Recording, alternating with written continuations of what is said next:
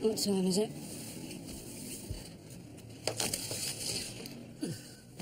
1941. What a surprise.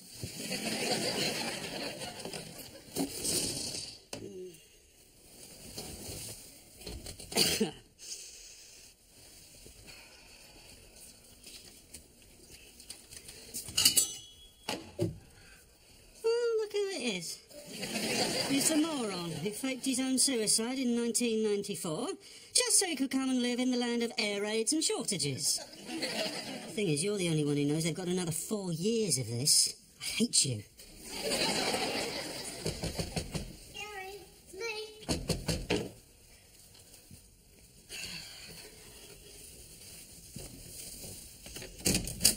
Morning. Morning. Did you sleep well? No. There's no water. The bomb damaged the mains. Marvellous. Well, Reggie's been to the standpipe, so there's water at the pub if you need it. Well, I just thought I'd come round and tell you. Mr. Sparrow, it's Mrs. Bloss. Are you there? Oh, no, don't answer. The last thing I need right now is the landlady from hell.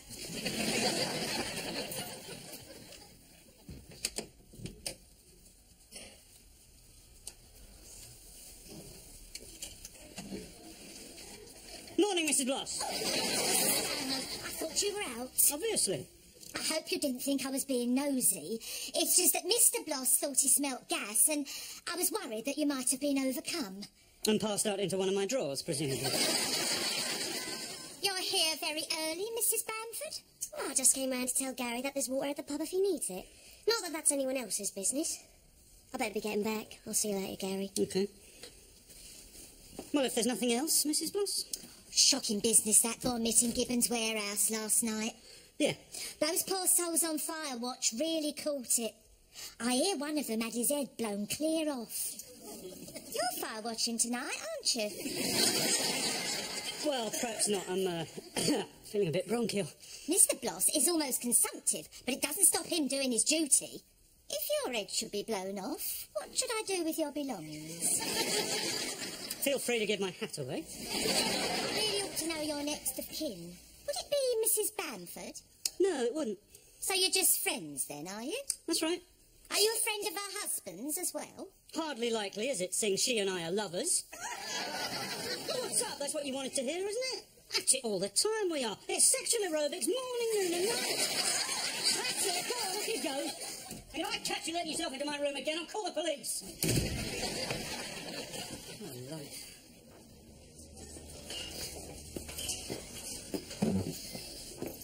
Afternoon, Rich. Hurt your foot, son? Yeah, turned my ankle over. Feels like a pretty bad sprain. Oh, that's rotten luck. And you due to come fire watching tonight and all. Isn't it always the way when you're looking forward to something? Well, there's no way you can walk around on a roof all night. No, duty calls, Reg. Now, listen, son. You can't stand 7 floors up on a roof in air condition. Well, if you're sure... We'll get you a chair. Here, son. What have I got to do, open a vein? Gentlemen, please. Well, Gary's twisted his ankle. We'll stick it under a cold tap. I see your advanced first aid course paid off. Anyway, there aren't any cold taps, are there? I want a word with you, in the snug, now.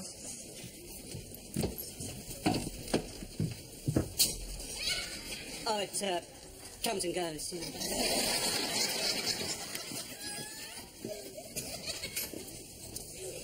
Did you tell Mrs. Bloss that me and you do sexy acrobatics? Aerobics, not acrobatics. Blimey, there's not enough room in my flat to swing a cat, let alone a trapeze. But you did say sexy, though. Well, sexual. What are you trying to do to me? I'm a married woman, remember? Well, the old bat got on my nerves. I just told her what she wanted to hear. I don't think you cared what other people thought. There's a difference between them thinking something's going on and you telling them it's true. She went straight out and told the whole queue at the fishmongers. It would have to be the day they had a delivery of haddock. Half the neighbours were there, dear, spreading a poison. Gary, if some old duffer at the brewery gets to hear about it, I could lose my licence. Phoebe, I'm sorry. It's all right. No need to look like that. It's not the end of the world. Chase him out, will you, Reg? I want my dinner. Oh, that sounds like a nice idea. We're only having a cheese sandwich. Not going spare, is there? Had nothing in for breakfast this morning. Oh, I'm sorry. There's hardly enough for me and Reg. How come he gets some? Because he swapped me 2 pork sausages. Gary, if you've got nothing in, why don't you go shopping? I can't face the queues. Oh, poor you. What are your plans for today? Well, I thought I'd hang around here for a while, then... Well, hang around here, I suppose. Well, haven't you got to go to work? No, I'm on leave. Oh, well. You're not doing very much with it, are you? Come on, Stan. You've got no home to go to. No, got bombed last night. Remember what His Majesty the King said. The walls of London may be battered, but the spirit of the Londoner will stand resolute. But he ain't kipping in a drafty school hall and doing his business in a bucket. Sure he would if he thought it out. Burke. Oi, ladies present. There is no call to be disrespectful to the King. He's a good man who's prepared to do his duty. He stood by his people when that brother of his went off and left us in the lurch. It was a shame that. I liked Edward. I thought he was quite dashing. Edward. Edward the Eighth. I cried the night he made his abdication speech. Do you remember? We had it on in here. Oh, that was a real turning point in history. I should think everyone remembers where they was at that moment. Where was you, Gary? Shopping. At 10 o'clock at night? It was a momentous couple of years.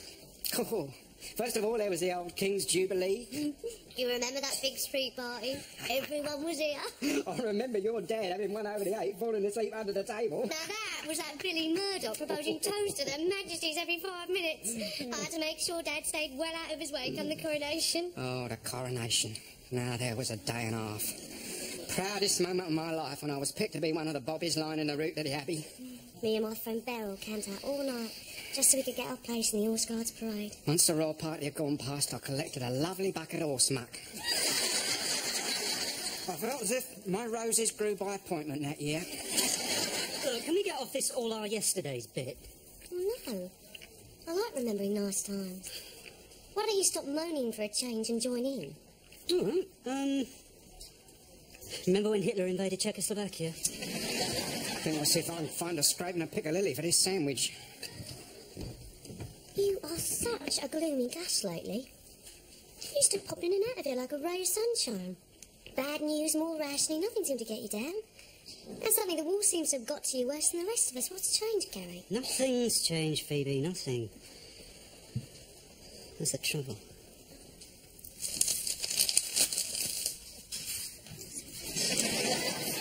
Surprise? Not at all. Let me guess. 1941 is an exciting place to visit, but as a permanent abode, it ranks up there with Sarajevo during mid-siege. A man out of your town, you found it impossible to come to terms with. Very soon you started to miss your wife, your friends, and the comforts of modern living. How did you know? Because that's what I told you would happen before you went. Okay, it's official. You're a clever dick. Oh, Lord, I've made the most enormous ricket of my life. Why couldn't I have been happy just flitting between the two eras? I wish things could go back to the way they were. Difficult. As in this particular era, you've committed suicide. Shuffled off the mortal coil. Ran up the curtains to the choir invisible. Ceased to be. In short, you are an ex-Sparrow. She was devastated. At first. What do you mean, at first? They've only been dead 5 days. You know the bloke she used to work with, the one you said fancy there? Les? He's been a tower of strength. You creep. Good snooker player, though. He's taken my place on the snooker team as well. They made him captain.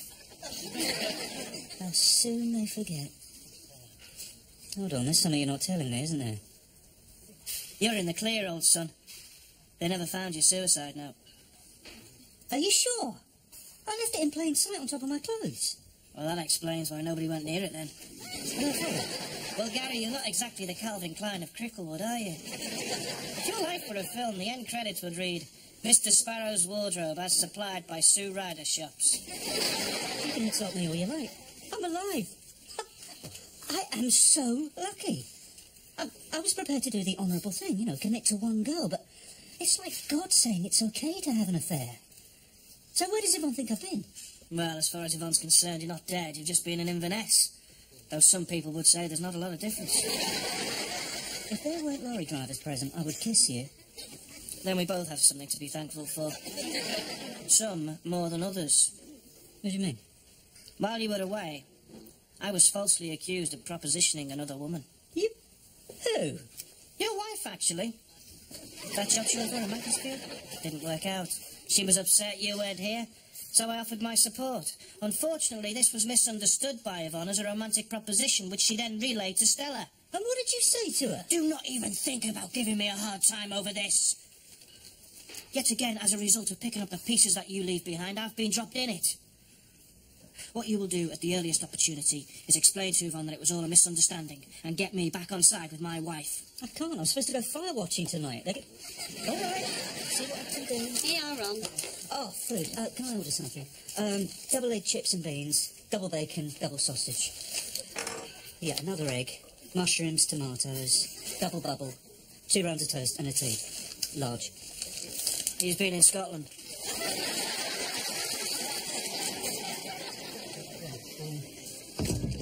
Give Yvonne and me a minute alone together first, would you? She'll have missed me. She's an emotional person. There's likely to be tears. Sure.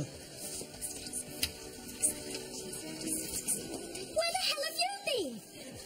Scotland, you know where I've been? Gary, you could have rang once or twice just to let me know that you were all right. Well, you don't seem too distraught. Gary, I've had a rotten couple of days and I was fed up of sitting night after night on my own feeling miserable. So I invited some of the girls round from work, okay? Yeah, of course. Look, I'm sorry, I meant to phone. I just seem to be forever in meetings. It only takes 2 minutes to make a phone call, Gary. You're right, there's no excuse. Oh, come here. Oh, can't tell you how great it is to be home. It's nice to have you home. And I'm really sorry about the Macclesfield job falling through. Thanks. Who told you? Hi. Get that pervert out of here! Yvonne, calm down. It was a misunderstanding. Look, I asked him to keep an eye on you while I was away. He was just offering you support. He offered to spend nights with me. Oh, come on. It's only... You never told me to say that. I was speaking metaphorically, I swear. Well, that explains it then. I'm sure you got the wrong end of the stick. You know what he's like. He never uses one word when 10 will do. Are you insinuating that my verbal utterances are unduly complex? Whilst freely admitting to a leaning towards loquaciousness, I must nevertheless protest. Ron, you have the communication skills of Jimmy Knapp. Look, this is good old Ron we're talking about. He is a good and honest man. He's not the type to take advantage. I trust him. Can't you give him the benefit of the doubt? Just this once, but you watch it in the future. Thank you, Yvonne. You'll ring Stella and tell her it was all a misunderstanding. Later. Could I trouble you to do it now, only there might be one pair of my trousers she hasn't cut the crotch out of. I can't do that now. She's gone out. She never told me. No, she wouldn't. She's not talking to you, is she? Yvonne? As Gary's back, do you want us to push off now? Oh, no, don't be daft, Wendy. I'll tell you what, I'll go down to the off-licence, get some more supplies. We'll make this a proper party. What'd you say? Yeah, that's a great idea. Thanks, I first dance. I thought they were under the stairs. No, you stuck all the decent tapes in the top of the wardrobe to make room for all those boring blues albums of yours. Oh, you'll have to get them. I can't reach. Shorthouse. Hey, they're behind the pillowcases. Yeah, go on.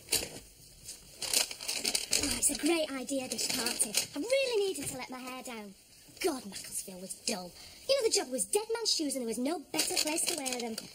Hey, S Express, yes! And the attitudes of people up there. I happened to mention over lunch our pawn shop for a little experimental excitement. But they looked at me like I was mad in sin.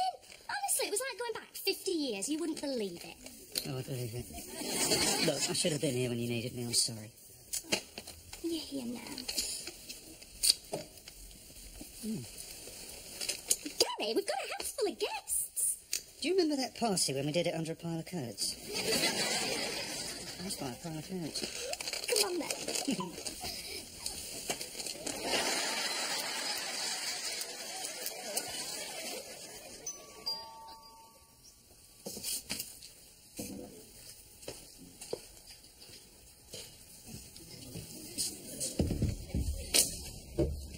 And how are you?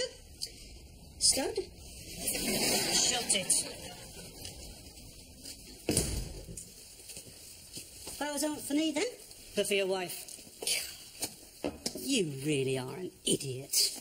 I mean, now you've proved that you're the sex beast she thought you were, there's no way Yvonne will tell Stella the thing between you and her was a misunderstanding.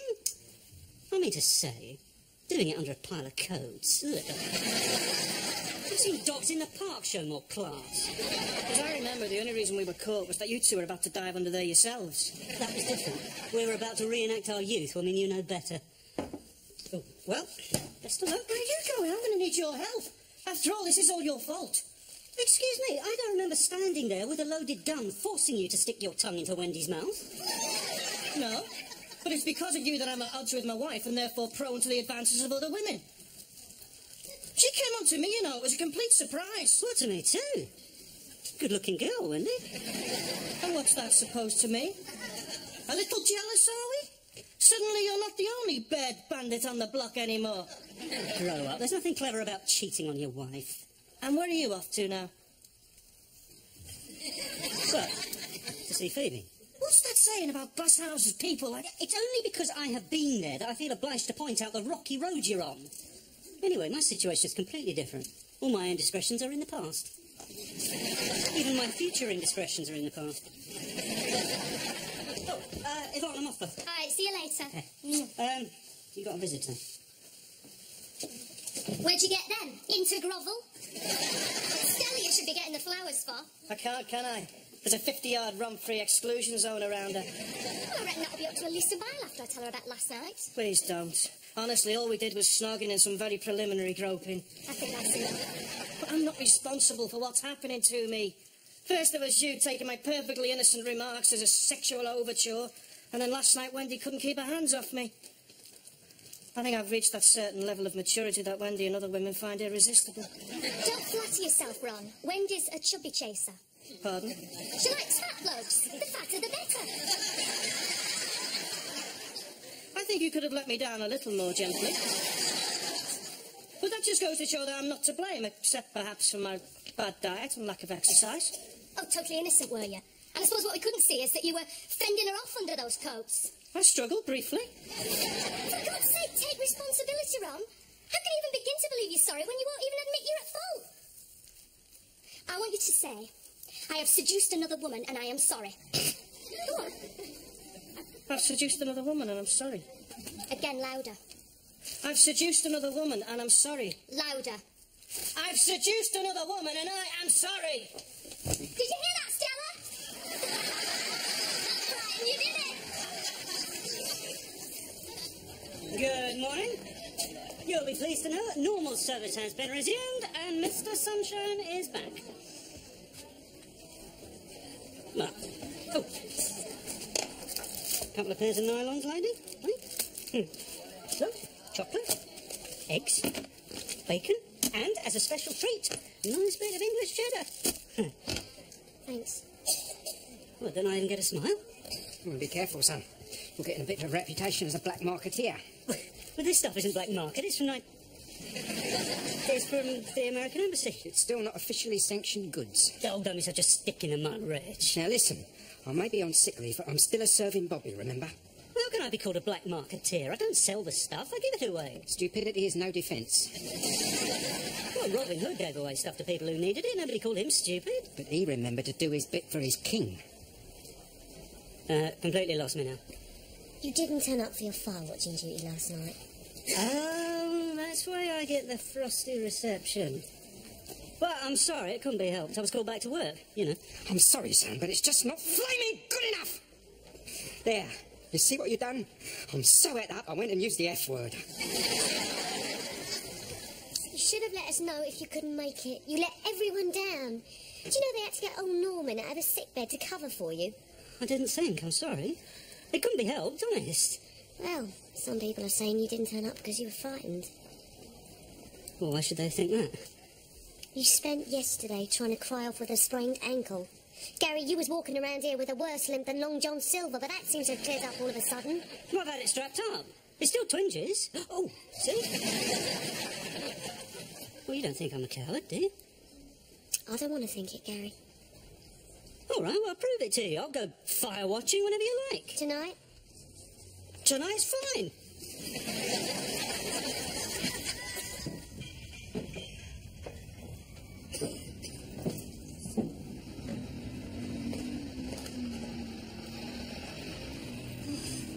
It's a long way down, isn't it? What exactly do they store in this warehouse, Reg? Paint, that sort of thing.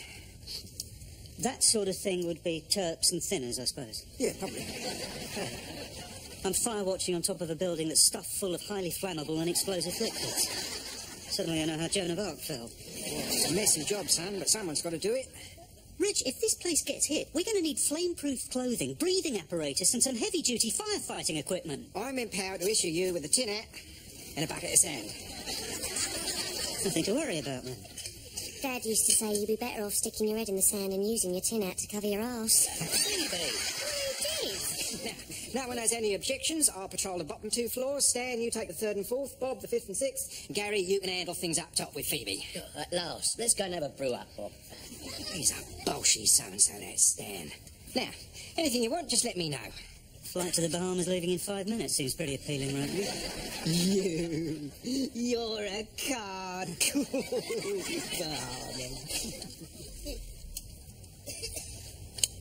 Well, I suppose we just wait now, do we? Ah, picked a nice night for it. Bomber's moon. Do they? What are the plain windows? Oh, moonlight. Sorry. Cup of tea. Please. It is peaceful up here. When I was little, I used to lay in bed, looking out of the window, staring up at the stars for hours. Did you find yourself thinking about times before the war? Yeah. Well, they were peaceful, settled. It's only natural. I keep remembering the Sunday dinners we used to have round at my old aunt's. All the family sat round a big wooden table. That'll never happen now, my dad's dead. And Dr. Henry bought it at Dunkirk. Dot wouldn't be here either if it wasn't for that table. She was sheltering under it when the house next door got it and a ceiling fell on her. She didn't have a mark on her when the rescue men got her out. Wasn't an MFI table then? Sorry, bad joke. I hope to God I don't have to live through any more wars after this one. No, you won't. Not big ones, anyway. I'm sure Europe will settle down a lot once all this is over. Some things will never change, mind you. French will always be git. Sounds like it's coming from over there. Yeah, they're probably following the line of the river. You're right. Always am along with you. What are all those flashes? Well, any incendiaries. There's hundreds of them. They're all over the street. They can't do any harm down there, they just burn themselves out. Gary, look, over there.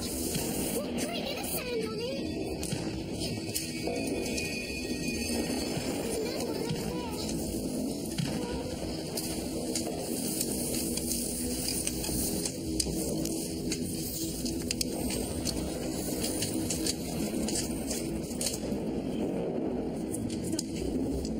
Phoebe, I've done it! Yes, yes, yes! Oh, this is going to be sex! Big up the exit. I think it's getting very, Gary. I think we should get down. Yeah, all right, you go down. I'll make sure there are no more incendiaries Well, here. you can't. It's too dangerous. I'll be fine. Go on. I am not leaving you. If you stay, I stay.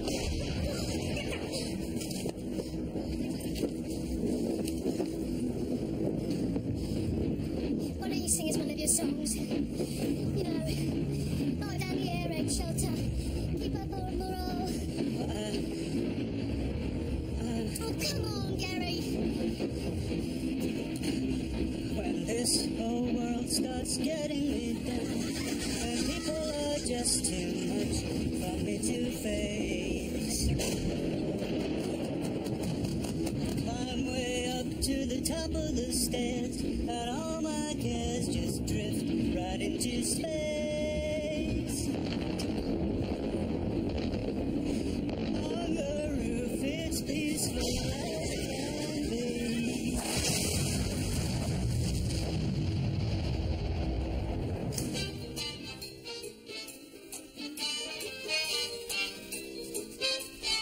You're late.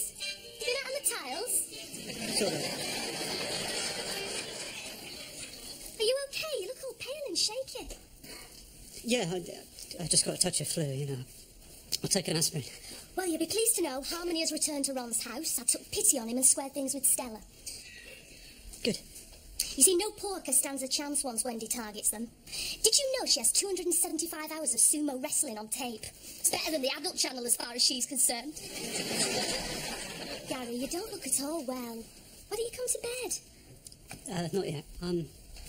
You go up, I'll be there in a minute. Okay. But don't be long, yeah? No.